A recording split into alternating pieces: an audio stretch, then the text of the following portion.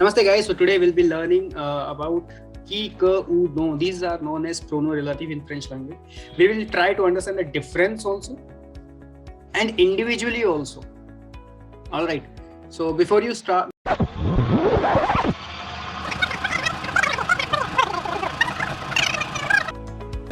he's doing good job. I'm really sorry for this thing. I'm sorry. Now, this is my Telegram ID. In case if you guys want to contact me, now we will learn qui, que, ou, don, pronom relatif from exam perspective, from the perspective of la connaissance and then application. All right. Why? Because guys, if you do not score marks in your exam, then frankly speaking, it's your knowledge is not very useful. And if you end up scoring marks, you have knowledge, but you can't apply, then also it's wrong. All right. Now let's see the first one, key. So if you will go on internet, you will search, then they will say that the meaning of key is who or what. But in my personal opinion, like if you since you have clicked on this video, it means that you want to learn about key. All right. And I feel that your level is somewhere around A2 or B1. All right. So in your level, in your A2 and B1 level, consider the meaning or translation of key in English language as who only. And when do we use it? In order to replace a subject. In order to replace a subject. We will see soon. All right. Now, je téléphonais à ma femme. This is first sentence. Elle est à Paris. This is second sentence. Now, in order to score marks, you need to, write less and speak more. All right. So let's suppose you are in A1 level. So if you will write 2 lines, then the teacher will think, all right, this guy has A1 level only. But if you will end up using je téléphone à ma femme qui est à Paris. I don't know if yeah. J'ai téléphoné à ma femme qui est à Paris. All right. Now, sorry, the P should be capital. Paris. All right. Now, the second example is j'ai une amie, mon amie est belle. J'ai une amie qui est belle. Understood. So in A1 level, it gives a good impression. For let's suppose you are in B1 or B2 level. In that case, I would suggest you to use ce qui, ce que, ce dont, etc. All right. See, guys, the application will remain same. The logic will remain same. The only thing would be ce. All right. So once you have knowledge, you can use this thing. If you do not have knowledge of qui, que, ou, don, you won't be able to use that thing. All right. So learn it like this. Now, il connaît un homme dash est gentil. So in order, what should be the pronoun relative over here? Qui, que, ou, don. Now, listen one trick in your exam, because students from Delhi University, especially from Delhi University, who are in their diploma or sometimes even in advanced diploma, these poor fellows, people call me and they say, sir, koi trick bata do. So there is something called as disaster management. All right. Suppose tomorrow is your exam. I'll going to tell you logics and all. They won't work. All right. In your exam, if you see qui, que, ou, don, and if there is a blank, there is a blank. And after the blank, if there is a verb, after the blank, close your eyes, use key. Rest assured, in 95% of the cases, your answer would be correct. All right. But see, guys, slow and steady wins the race. All right. So let's move further. This one replaces a subject. So if you have observed, il connaît un homme qui est gentil. Qui, what? This is what key is. All right. This is just in order to make you guys understand the trick. That's it. Now the second part is que.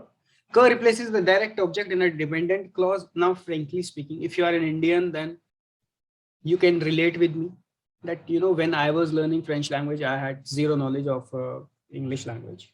Yes, this is true. And so I started creating my own tips I started learning French language with the tricks. All right. So que replaces the object of the verb, but now listen carefully. I would simply cut it. Now why? Now see the example carefully. J'ai acheté des chaussures dash sorry full stop. Je les adore beaucoup. Now j'adore beaucoup les chaussures que j'ai acheté. Que j'ai acheté. All right. Now la chemise que vous avez portée est, let's say, belle. All right. So after this thing, if there is a subject, after the blank, if there is a subject, then use que. All right. After the blank, if there is a subject, here we were talking about after the blank, if there is a verb. See, this is a verb. All right. Then what will you use? Qui. But after the blank, if there is a subject, then you will use que. All right. So keep this thing in your mind. All right. Où. Now, où means where. In order to replace a place, we use où. All right. For example, le quartier où mon ami habite est très grand. So here we are talking about the quartier, and then we are giving the details concerning the quartier also. First of all, où mon ami habite, and then grand. All right. Two things. La ville où j'ai passé mon enfance est en Inde. All right. So I hope you guys understood. So in case if the options are available, qui, que, où, dont, and in case if there is a name of a place, then read the sentence, try to understand the sentence, and then use où. All right. If there is a place. Okay. Now let's focus on the last one. Dont. Of which, whom, about whom. Now, c'est la fille dont je t'ai parlé. C'est la fille dont je t'ai parlé. See, the meaning of dont is of which, whom, about whom. I personally, when I was learning French language, I personally, I was using of which, second, whom. All right. So in case if you take this transition in your mind, then your answer would be correct. All right. C'est la fille dont je t'ai parlé, or about whom. All right. Actually, you know, keep all of them in your mind. About whom. Okay.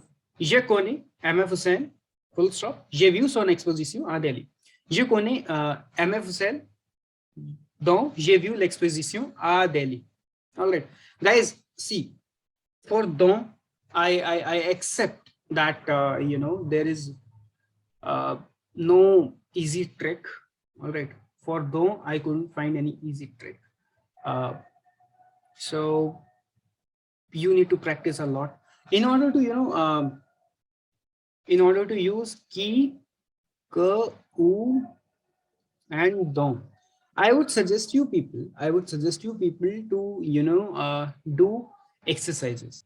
All right. So that's it from my side. Yeah. Now, before we end this video, j'ai besoin d'une chemise, full stop. La chemise est sur la table. Now, what should be the answer? What should we use here? La chemise dash j'ai besoin est sur la table. Now, guys, listen carefully. Do not fall into that. Now, in this kind of sentence, do not fall into a trap of there is a subject. So I'll use what? Que, qui, où, dont. What will we use? La chemise dont j'ai besoin est sur la table. All right. I forgot to add one thing, just one thing, that whenever in a sentence there is something related to the is there. For example, besoin de. All right. C'est la fille. Another example. C'est la fille. Dash je t'ai parlé.